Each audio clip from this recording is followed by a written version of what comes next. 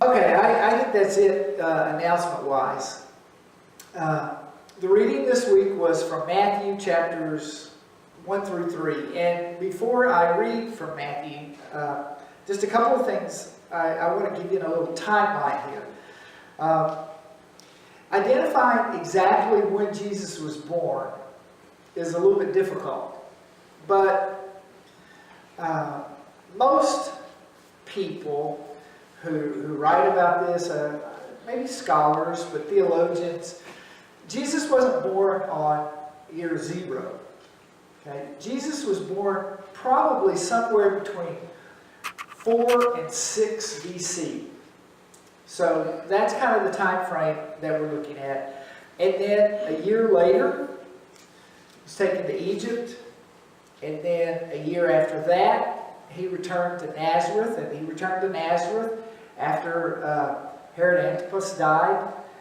And then when Jesus was a small boy, about 6 or 7 years old, was when he went to the temple and first presentation at the temple. So that's kind of a little timeline of what has gone on. And it's interesting because Matthew, as you guys know, was a disciple, but he was also Jewish and he was a tax collector. Being a Jewish tax collector was a very bad thing in the eyes of Jews because he was a part or associated with the Roman government and they were occupiers of the land. But Matthew, once he became a follower of Jesus, his life changed. And he was not this tax collector person anymore. But his writing here was written for his Jewish, for the Jewish people. Luke wrote a different way. And we will read his Christmas account this week, and it is more like what we normally think of when we think of the Christmas story. Matthew's is a little bit different, but he was writing for a specific purpose. It starts at the very beginning in Matthew 1, and it starts doing genealogies. And I thought this week, as we all started reading that, it's so easy to get bogged down in those genealogies. I just want to fly through them. But because of all the readings we've done in the Old Testament this past year, I felt that if you read through it a little bit, you would recognize some of those names. And that's what Matthew wanted to do. He wanted the people to know that this Messiah that had been prophesied for so long, what that they had talked about was going to come, that he's here. And he's here as the person Jesus. And so he wanted the Jews to know that the Messiah was here. And so he tried to prove all throughout that the prophecies about the Messiah coming were fulfilled in Jesus. And one of those was that he would come from the family line of David. And so thus it starts out with all of those generations. And then finally it gets down there to the very bottom where it says Jesus was born to Joseph and to Mary. And he came from this line. And so that was written with intent. And in the very beginning, he writes about Bethlehem and how Bethlehem was chosen in Micah. The prophet Micah said that the Messiah was going to come from there. So with that in mind, it's easy to see why he wrote the things he did, because he was trying to prove a point. And he was trying to prove it to a particular group of people. And it wasn't us. We don't think like that.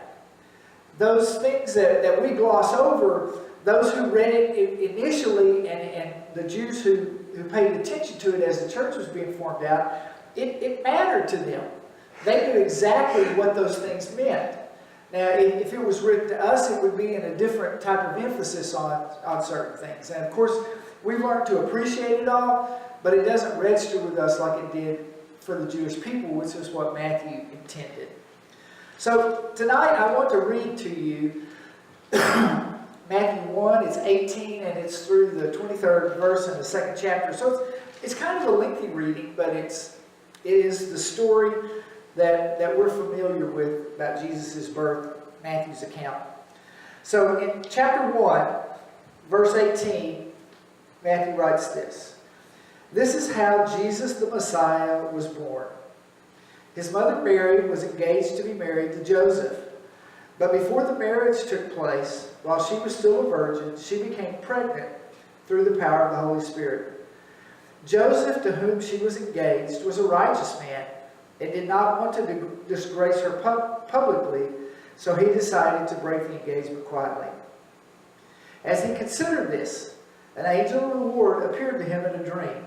Joseph, son of David, the angel said, "Do not be afraid to take Mary as your wife, for the child within her was conceived by the Holy Spirit. And she will have a son, and you are to name him Jesus, for he will save his people from their sins." All of this occurred to fulfill the Lord's message through his prophet. "Look, the virgin will conceive a child. She will give birth to a son, and they will call him Emmanuel," which means God is with us. When Joseph woke up, he did as the angel of the Lord commanded, and he took Mary as his wife. But he did not have sexual relations with her until her son was born, and Joseph named him Jesus. Jesus was born in Bethlehem in Judea during the reign of King Herod. About that time, some wise men from eastern lands arrived in Jerusalem, asking, "Where is the newborn King of the Jews? We have seen his star as it rose, and we have come to worship him." King Herod was deeply disturbed when he heard this, as was everyone in Jerusalem. He called a meeting of the leading priests and teachers of religious law, and he asked, "Where is the Messiah supposed to be born?" "In Bethlehem in Judea," they said, "for this is what the prophet wrote.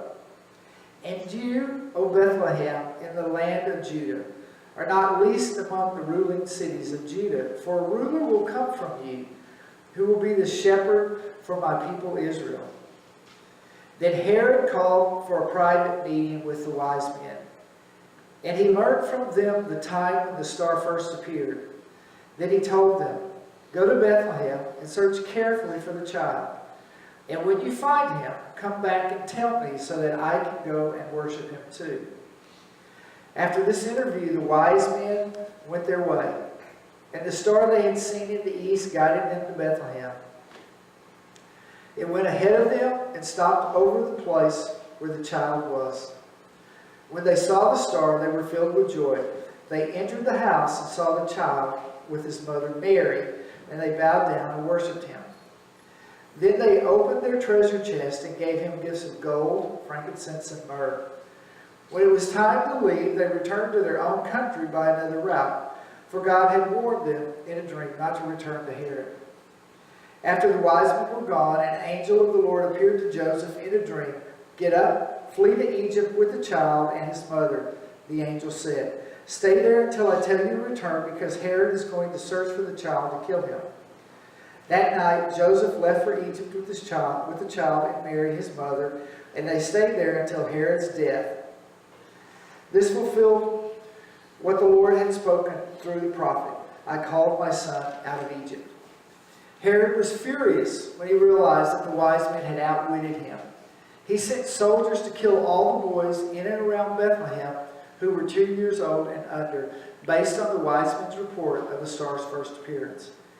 Herod's brutal action fulfilled what God had spoken through the prophet Jeremiah.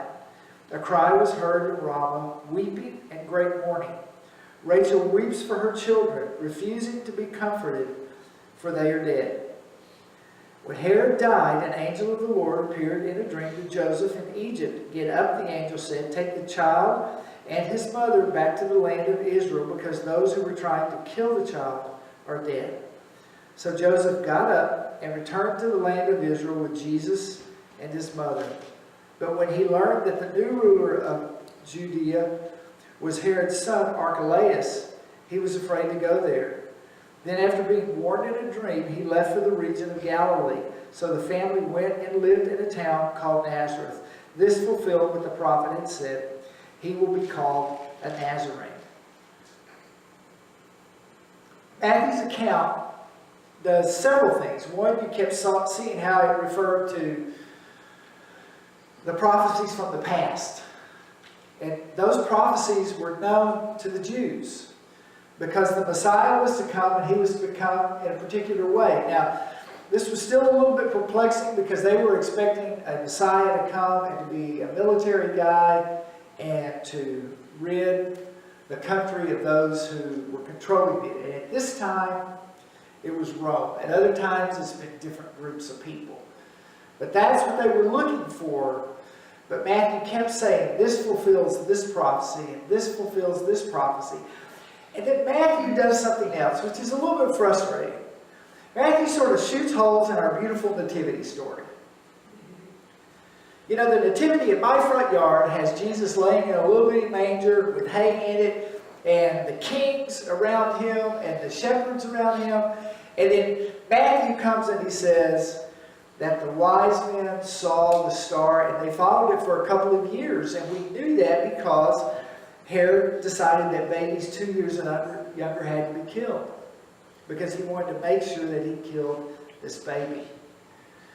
But then it says they showed up at the house where Jesus lived. Not at the stable, not with all the angels, showed up at the house.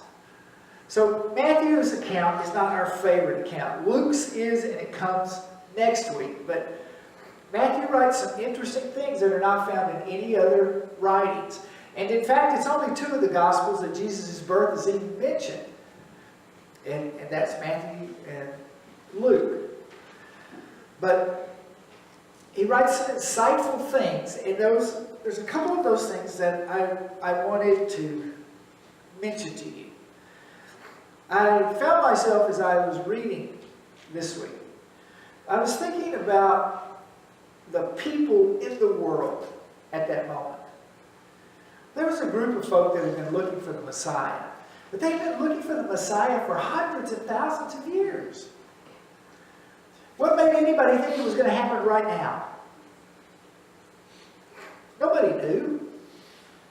Because all that the Scripture said, the prophecy said, is that someday a Messiah is going to come. And he's going to be the leader of the Jewish people. And he is going to be God's son. But nobody knew exactly when it was going to happen. And so in the midst of this military occupation of their land, people were just living every day. They were getting up in the morning and they were going to work. They were coming home in the evening time and they were having family meals and they were taking care of chores. And then on Saturdays, they would truck off to the Sabbath services. And then they would repeat this process most every day. They were just going about life. What Joseph and Mary were doing. They had a big wedding coming. They were going to be married, and they were going to start their family. And all of those of us in here who had been married and gone through weddings, we know how important those are and how intense those are, and the realization that life is about to change. I remember when my daughter was married. You know, she was in her bedroom one day, and the next day she was gone. And being the kind of dad I am who cries over lots of stuff like this, and I would go sit in her room and like, man, what just happened? And I knew what happened. I married him. It was right here. But she had this one little thing in her room that I'll never forget. She had these little stars that glow in the dark. And when you laid on her bed, you looked up at the ceiling, they were all over the ceiling. And they were still there. And then when we sold the house, we got rid of all the stars except I got one. I have a star. And maybe she has one too. I don't know. But, you know, that was a big deal. And Mary and Joseph are about to be married. They're about to start a family. All that goes on with that. And then all of a sudden, things change. And Mary's story is not recorded here. Hers comes in Luke 1 about how the angel comes to her. But we have Joseph's account here, where the angel came to him after he realized, we got a problem. And I've got to solve this problem. This is a big deal.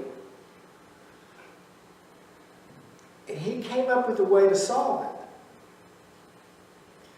but God intended that it would be solved differently. And so we see the angel approaching him. And he approaches him at night in his dreams, more than once. And so the first thing that I want to mention as I read this and as I thought about people living life every day just like we do. You know, some of you have really routine Sunday mornings, which I do. I get up and I turn on the coffee pot, and while the coffee is making, I empty the dishwasher. And I'll go turn on the TV or something. And then the day begins to unfold. But I do the same things like that every Sunday. And so people are following their routines just like you're following your routines. And then God stepped in and spoke to Joseph. Which is what I want to mention to you. God speaking to Joseph was not unique. It happened all the time. God speaking to people. It's recorded many times. See, our Bible is not a day-to-day history of everybody who ever lived. It is moments in history. And it's different people in history as they related to God and God related to them. Sometimes big things took place in their lives. Sometimes small things took place in their life. But they were living life. And they were different ages. Some were young, some were middle-aged, some were older, some were kids, some were close to their lives being over. But God spoke to them. And I want to mention it tonight because I believe God speaks to us. Some of you, it's in dreams. And you wake up and you can't explain it to anybody. But you know that you dreamt something and it was God communicating to you. Just like Joseph. And it's not uncommon for you. Though as you would tell it to someone else, it sounds a little weird. Maybe a little supernatural. And you're almost maybe a little afraid to talk about it. Some people, God spoke to differently. God spoke to Mary differently than he spoke to Joseph. But he nevertheless spoke to them. It was both through the angel, one when they were asleep, one when they were wide awake. I mention it here tonight because I believe God speaks to all of us. The issue is not God speaking. The issue is, are you open to it? Are you open to God talking to you? If you are, say so. Tell God you are open to it. Whatever place you are in your spiritual journey, God does not speak to you if you're super spiritual. God does not speak to you only if you do all things right. God speaks to you when God wants to speak to you. It's not your choice. Remember when God spoke to Moses. God spoke to Moses through a burning bush. Moses was on the lam. He was living out in the desert because he had killed someone. And it was time for him to go back and do something else that God wanted him to do. And God had to get his attention, and it was time. And it was God's decision how, and it was God's decision when. It was not Moses working up to some level where he was ready to hear it. Nor was it Joseph's, nor was it Mary's. But they were open. It wasn't so weird to them because they had grown up in their culture reading in the writings. We call it the Old Testament, readings of the law. The Pentateuch, the first 5 books of the Bible, hearing from the prophets that God speaks. This was not uncommon to them. And so they were open. The challenge for us is to be open. Not be perfect, but to be open. That God would speak to you for whatever reason God chooses to speak to you. It may be only to get your attention. It may be some purposeful calling. It may be direction in your life. It may be correction in your life. It's just God's choosing. And it's going to come in a way that when it happens, you're going to know it. Somehow it will register with you and you will know. But will you be ready for it? Will you tell God, you can speak to me? It's a little bit frightening proposition to make ourselves so open to God.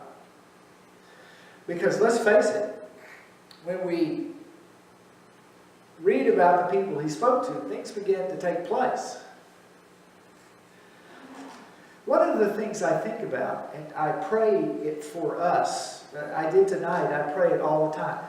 I am a true believer in that as you relate to God and God relates to you, as I relate to God and God relates to me, that things can change on a dime. Can change very quickly about your life, your focus, how you see the world, how you love your family, how you do your work, what your work may be. It can change quickly. And that can be a little bit frightening to us. But one of the things that encourages me, and this is what I think about. There was a movie years ago. When I first started in student ministry, there were no videos. There was no such thing. There was no video cameras. It didn't exist. And so if we wanted to show teenagers a movie, we had to rent 16mm movies. And every church had a projector, just like every church had an overhead at that time. We didn't have video projectors. We didn't have computers. My first computer I ever bought, I bought it when I was in school in Fort Worth, and it had 64, it was 64 something. And I was told that was all the memory I would ever need my whole life. It's like the size of a thumb drive, you know? And it was a different world. And so in this one movie I saw, this guy is standing up, and he's kind of having visions and dreams of what he wants to be and how God is going to use him. And he says, he's preaching, and he says, I can see we have a few empty seats today in church, and I just want to encourage you to be here and invite all your friends. And then it pans out there, and he's like he's speaking in the Summit, you know, or Toyota Center. It's just this gigantic facility with all these people in there. And you know, and he's saying, well, there's a couple empty seats, we need to get those filled. And we have empty seats. Right? There's only like 80 chairs in here. And we have empty seats. We have empty seats every week. Would I like every chair full? Sure. So would you. It'd be fantastic. But here's what I think about. When we leave here tonight, you're spreading out in our world. You're going somewhere. You're going home, and you're going to see people. You're going to a restaurant, you're going to see people. You're going to go to work on Monday, and you're going to see people. You've got family who are here and family who are not here. Just in our little group of people, our friends who are here tonight, our friends who are not here, how many people do we touch through the course of a week? How many? It's hundreds. And what gives me great encouragement is that we people of God are going out and being godly around hundreds every week. And that's what God wants us to do.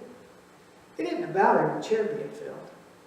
It's about we people hearing God's voice and going out and living godly in our world, because it changes people. It makes an absolute difference. And that's what took place here. When they heard God's voice, they changed. Something happened. And I am convinced that it happens Saturday nights here, and it happens when you're doing your 10-minute reading, and it happens during other times of the week. That is somehow, as we connect with God, things change. Will you be open to it? God, I'm going to take a risk. I'm open to your speaking to me. I'm open, Lord. Just help me here. Burning bush is a little scary. Dreams, maybe. Angels, however God wants to do it, it'll be okay. Pray that kind of prayer. See what happens. Okay. Another thing in this writing that Matthew addressed, which I very much appreciate, is that he makes it known that Jesus is for people of all social positions. I grew up in relatively rural West Texas, and then when I moved to the other half of the state, Vidor, it was a very rural area, blue collar, working class people.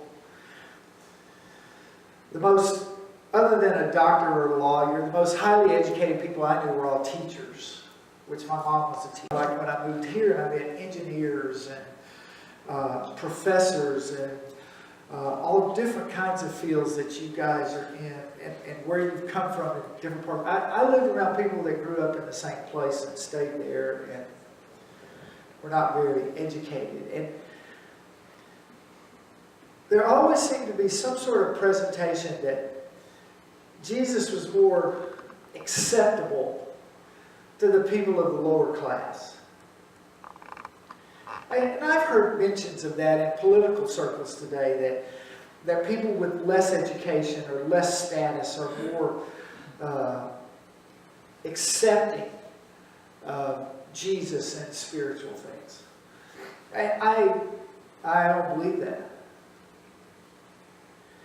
And it's stories just like this that remind us that Jesus came for people of all social status, social positions. Jesus came for the wise men. Jesus came for the shepherds. Jesus came for Mary and Joseph. Jesus came for all who were there. And I love that fact, that Jesus came for everybody. It is not our social status or what we have acquired that makes us acceptable to God. What makes us acceptable to God is, are you open to Him? Do you want Him in your life? Are you willing to call upon the name of Jesus? It has nothing to do with what we have or what we've accomplished. I think what we have and what we've accomplished, or whether it's a little or a lot, is awesome. It's wonderful. It doesn't really matter. Is absolutely, are we open to Him? And I think Matthew's writing emphasizes that, because Matthew is writing this and he realized, I had it. I had wealth and I had status, and Jesus still came for me. But I was also on the crooked end of it. I was cheating people. I had a lot of enemies. And Jesus came for me. And it shows up, his thoughts about this, as he recognizes who are the people living around him. It's a great emphasis. Okay, the last thing that I want to mention is this. Following the Lord will take us out of our comfort zones. I am a routine guy. Love routine. Didn't used to, but do now. In fact, I like routine so much, I'm not too bothered by ruts, okay? I can handle a rut really good. But when you follow the Lord, your routine gets changed.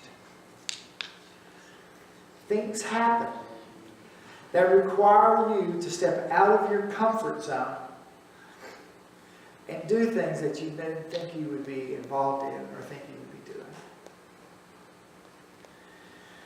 I guess this writing about Jesus' birth brings out quite a bit of that. Mary and Joseph, what did they say to the angels? Me? You want me? And then what all occurred, oh, and then I want you to pack up and go to Egypt. Well, now it's time to come back. And then they were afraid again because it was one of Herod Antipas's sons. He said, come on back. It was not comfortable. And it puts us in that position is, can we have faith in our God? Can we have faith? You know, I think I see, right back there, Garrett. It's good to see you, man. I can only see part of it because of the lights. Had a situation this week. Garrett's grandfather is ill. And I had been to see Jim in the hospital a couple of weeks ago. He was sitting in a chair with his legs crossed. And as you guys know, Jim is a highly educated man. He's had quite a life. And we were just sitting there visiting, and our conversations are good. And then a couple of weeks later, I mentioned to you on a Saturday night, Jim had a stroke. And Jim is wrestling with, is it time to go? Is it time to go? Am I at the end? And there's a lot of medical treatment going on, but I know Karen and Sonny had visited with Jim, and then I saw him this week, and I said, are you ready? At some point it's going to end. Are you ready? I am ready, Tommy. I'm ready. It's okay. I think, even though it's terrible, having this stroke, God blessed you with time, right now, to make sure you're ready. Because this life ends. And the Bible that I believe in says there's so much more to come. And look, if I'm wrong, guys, you know, hey, they'll just bury me now with that. It won't matter to me, you know, at that point. But I have faith. I have faith that there's more to come. And it did my heart good to say, hear Jim say, I have faith, and those were the words, I have faith in Jesus, and I'm ready. Okay, he's ready. I have no idea. Jim may live 10 more years. I don't know. But it may not be very long, but he's ready, and it's his faith. And Matthew writes about connecting with God and having faith and trusting Him to lead us. And he uses Mary and Joseph in their involvement with Jesus. Earthly mom and dad, huge thing. And there was so much going on, and they had to trust Him. And we're like that. We're people operating every day, just going through life, and we have to trust the Lord. Where He's going to lead us, what He's going to put us involved, what we're involved in, how we're going to make it. But Matthew taps into some things that are so important to the folk then, and they're important to us now. It's just that will you have faith in your God through life processes, whatever those may be. Mary's and Joseph is significant, but ours are significant too. They're just different. Will you trust me? Will you listen for me? Will you let me guide you? Will you step out of your comfort zone? Will you? Will you be open to that? That's the big step of faith. Will you be open to it? Tonight, if you are, we're going to close here in a second. Just using your own words, the words that God knows from you. He knows your words. You don't have to trick it up and pray a holy prayer. Don't add any words to it that you don't normally use. And you say, somehow, God, I'm open. And if you're nervous, say you're nervous. If you're more than nervous and you're afraid, say you're afraid. If you're iffy, say I'm iffy. Use your words. But tell God, I'm open to whatever you have. I'm just going to be open. And say, Lord, speak to me. And let's see where this thing goes. I think it's the most exciting prayer we can pray. Let's pray right now. God, thank you for your presence. Thank you for guiding Matthew to write what he wrote. His insight into a life of faith because he trusted you with his life, but his insight into the people of the day and what was going on as they lived their everyday lives, and then all of a sudden they met you in the middle. And then all that took place after that. God, we are those people. We are living our lives, but in the midst of that, we meet you. And so, God, tonight, we're saying it in lots of different ways, but we are open to however you want to speak to us and however you want to lead us. And Lord, we realize it's your time and it's your way. So we're okay with that. We're open to that. We'll trust you with that. But God, we're open. So Lord, thank you for your presence and for hearing our prayers. And we pray this in Jesus' name.